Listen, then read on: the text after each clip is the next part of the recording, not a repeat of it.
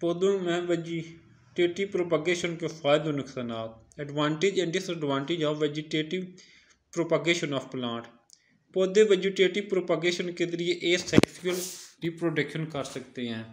Reproduction के इस तरीके के फ़ायदे भी होते हैं, नुकसान भी।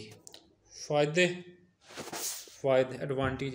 वेजिटेटिव प्रोपगेशन के ज़रिए पैदा होने वाले पौधे विरासती तौर पर एक दूसरे से मुशाबह होते हैं।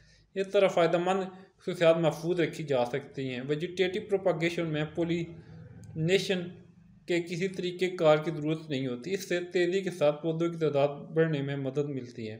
वेजिटेटिव प्रोपगेशन के आर्गन्स कई पौधों को गैर मुनासिब हालात बर्दाश्त कर लेने के काबिल बना देते हैं। बगैर बीज के फलों वाले पौधे सिर्फ वेजिटेटिव प्रोपगेशन से ही उगाए जा सकते हैं। नुकसानात डिसएडवांटेज। इन पौधों में विरासती तगैयर नहीं होते। स्पीशीज़ की मखसूस बीमारियों का हमला हो सकता है। इसके नतीजे में तमाम फसल तबाह हो सकती है। Tissue cutting and cloning. Tissue culture and cloning. Cloning vegetative propagation का जदीद तरीका है। इसमें आबाई पौधे के वेजिटेटिव टिश्यूज़ या सेल को इस्तेमाल करके मुमासल नए पौधे तैयार किए जाते हैं। टिश्यू कल्चर एक तकनीक है जो इस तरीके में इस्तेमाल होती है।